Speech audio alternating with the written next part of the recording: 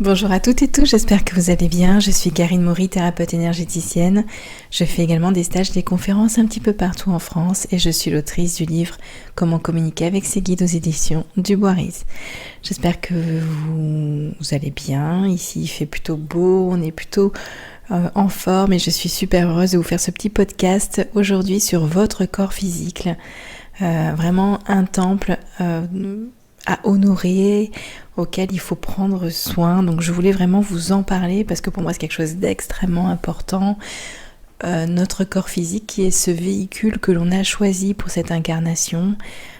Donc c'est pas n'importe quoi, c'est pas n'importe quel véhicule, c'est un véhicule que l'on a choisi qui s'offre à nous pour pouvoir expérimenter dans donc cette incarnation que nous vivons actuellement. À savoir que ce corps physique donc n'ascensionne pas. C'est un corps qui va être détruit en fait au moment de notre passage, de notre mort, comme notre corps éthérique. Mais c'est pas pour autant qu'il ne faut pas en prendre soin. Je vous répète aussi très souvent que nous ne sommes pas notre corps physique, que nous sommes une âme donc qui prend ce véhicule pour pouvoir cheminer tout au long de notre incarnation, et c'est pas pour autant cependant qu'il faut le négliger et ne le voir que comme un véhicule qui nous sert la journée et en fait que l'on laisse un petit peu au garage, au repos la nuit, et la nuit on sort de notre corps pour aller rejoindre nos guides, rejoindre la source et voir un peu ce que l'on va expérimenter le jour d'après. C'est pas pour cela qu'il faut le négliger. Moi j'ai vraiment, on va dire, conscience de ce cadeau qu'est mon véhicule. Alors je fais de mon mieux, je suis pas parfaite, je vous le... mais loin de là, mais en tout cas je fais de mon mieux, et plus je vis et plus je prends soin de lui. En tout cas j'essaie de mettre en place des actions pour prendre soin de mon temple, et c'est ça que je voulais en fait vous partager dans ce podcast aujourd'hui.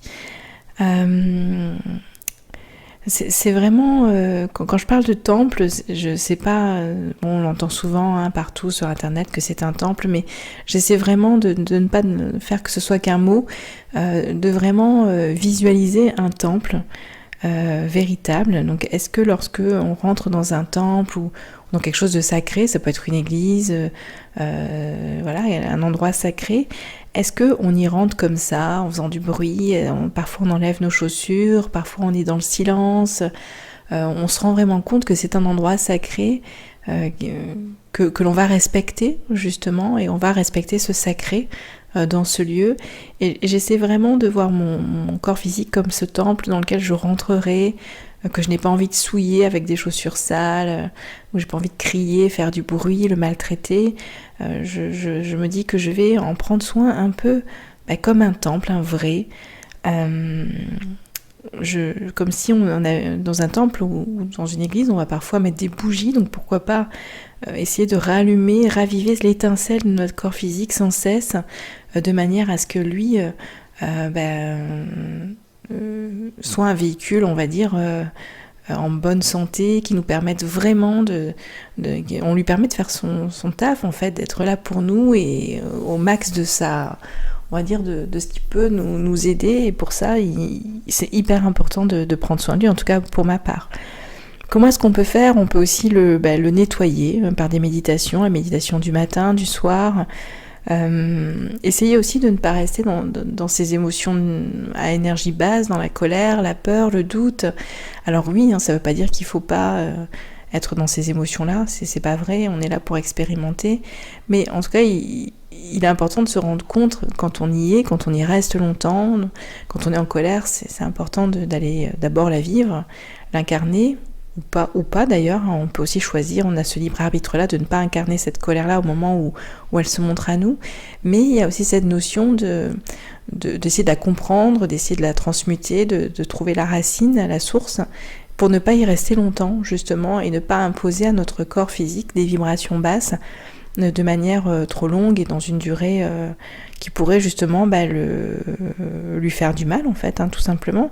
Donc le nettoyer, méditer, ne pas rester dans la colère, dans les énergies basses, prendre soin de lui aussi au niveau humain, c'est-à-dire pas ingérer n'importe quelle nourriture. Alors on a le droit de temps en temps de se faire plaisir, mais voilà, faire attention de ne pas être toujours dans l'excès, Également, bien dormir. Moi, je sais que c'est hyper important le sommeil pour moi. Je sais que j'ai besoin que mon corps physique donne le maximum de lui-même, d'avoir un certain nombre d'heures de sommeil. Donc voilà, essayez vraiment de vous connaître et de savoir qu'est-ce qui lui fait du bien ou pas à ce corps physique.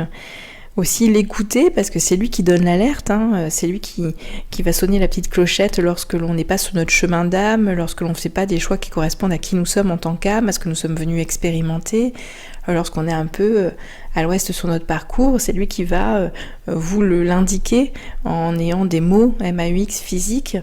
Donc c'est important de bien l'écouter, de se dire ah ben là il y a quelque chose qui va pas, je suis peut-être à contre-rythme. Donc c'est-à-dire écouter ses propres rythmes et pas ceux que nous impose la société, les gens, la famille, nos croyances personnelles ou ancestrales. C'est quel est mon propre rythme en fait à moi et quel est le propre rythme de ce véhicule. Vous avez des véhicules qui vont très vite, qui ont des super moteurs, d'autres des véhicules terrestres qui ont des moteurs un peu moindres, mais c'est pareil, on a des corps avec un rythme, un véhicule physique avec un rythme, et c'est très important d'aller l'écouter et d'apprendre petit à petit à connaître son propre rythme et savoir si là on est au max ou si, et de pas dépasser ce maximum en fait pour pas justement se faire mal, encore une fois, et faire mal à ce corps physique. D'accord ? Et ce que je trouve aussi important, en tout cas pour moi, c'est aussi d'aller un peu chercher les conseils des anciens. On a des thérapies avant, je pense au lavement par exemple, qui pouvaient être vraiment bénéfiques et qui sont un petit peu perdus, qui sont tombés dans l'oubli aujourd'hui. Ça revient un peu, je le vois pas mal sur internet, mais je pense que les conseils de nos anciens sont quand même aussi des conseils qui étaient vraiment utiles pour notre temple et pour notre corps physique aujourd'hui. Et enfin, moi ce que je fais très souvent, c'est j'essaie de le remercier pour son d'être là, d'être en bonne santé, de maintenir son cap, alors que je suis pas toujours moi au top avec lui, d'être fidèle, vraiment de porter cette âme qui est la mienne et de me permettre l'expérimentation. Donc je le remercie parfois en méditation. On peut faire des autels aussi pour son corps physique, pourquoi pas, c'est lui mettre une bougie, lui consacrer un autel de temps en temps.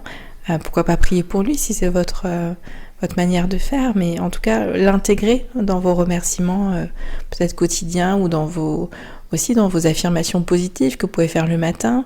On peut avoir une affirmation positive dans sa méditation de dire je suis en parfaite santé, pour que vos cellules entendent en fait cette affirmation et qu'elle remonte leur taux vibratoire et que vous puissiez être en meilleure santé.